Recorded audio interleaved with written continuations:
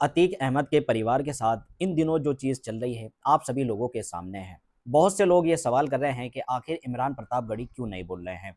लेकिन उत्तराखंड के एक निर्दलीय विधायक उमेश कुमार को आप जानते होंगे, अक्सर मीडिया में रहते हैं, चर्चा में रहते हैं। उन्होंने फेसबुक पर एक पोस्ट मारी है और उन्होंने ये दिखा दिया है कि आवाज़ उठाई जा सकती है, भले ही आपकी आवाज़ से कुछ ना हो। जिन लोगों में गुर्दा होता है वो लोग आवाज़ उठाते हैं। फेसबुक पर उन्होंने एक पोस्ट मारी है, इसमें अतीक अहमद के बेटों के रोते हुए फोटो को उन्होंने लगाया है और तीनों बेटों का फोटो भी है, ये भी लगाया है। और क्या लिखा है, अपराध की सजा अपराधी को मिले, विरासत में नहीं मिलनी चाहिए। बाप ने क्या किया, चचा ने क्या किया, भाई ने क्या किया, सब कुछ दुनिया के सामने है। कोई उन्हें संत नहीं कहता, ना उनको उनके अपराध का बचाव करता है। अपराध अपराध है और कानून के दायरे में उसकी सजा भी होनी चाहिए। लेकिन जो अंजाम हुआ, क्या वही न्याय था? क्या हमारे देश का कानून हर अपराधी को ऐसी ही सजा देता है, या फिर उस पूरे घटनाक्रम में राजनीति और धर्म की राजनीति के बीच भी कुछ सवाल छिपे थे? इस पर बहस कल भी थी, शायद आने वाले समय में भी रहेगी। मगर इन तमाम बहसों से अलग यह तस्वीर दिल को ठहर कर सोचने पर मजबूर करती है। 3 बच्चे जिनके सिर से बाप का साया उठ चुका है, माँ साथ नहीं है, परिवार बिखर चुका है और शायद खुलकर ढांढस देने वाले अपने भी बहुत कम बचे हैं।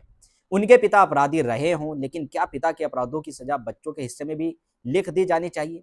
यही वह सवाल है जो इस परिवार की बात करने पर मजबूर करता है। मेरा हमेशा से मानना रहा है कि किसी को भी अपराध से सहानुभूति नहीं रखनी चाहिए, अपराधी का महिमंडल भी नहीं होना चाहिए, लेकिन हमारा दिल इतना मुर्दा भी नहीं हो जाना चाहिए कि किसी इंसान पर टूटे सितम, उसकी बेबसी और उसके दर्द को दर्द कहना भी भूल जाए।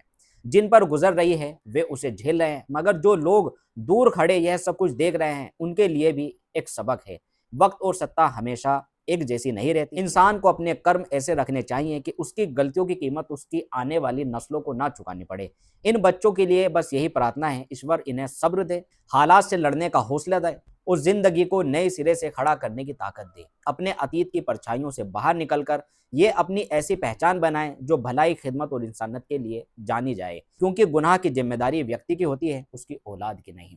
तो इमरान प्रतापगढ़ी को टैग कर दीजिए कि कम से कम उमेश कुमार एमएलए से सीखना चाहिए कि एक मजलूम की या एक ऐसे इंसान की जिस पर जुल्म हो रहा हो, जिस पर दुखों का पहाड़ टूटा हुआ हो, उसके लिए आवाज़ कैसे उठाई जाती है। अपने बाप कहने वाले इमरान प्रतापगढ़ी ने बिल्कुल चुप्पी साध ली है।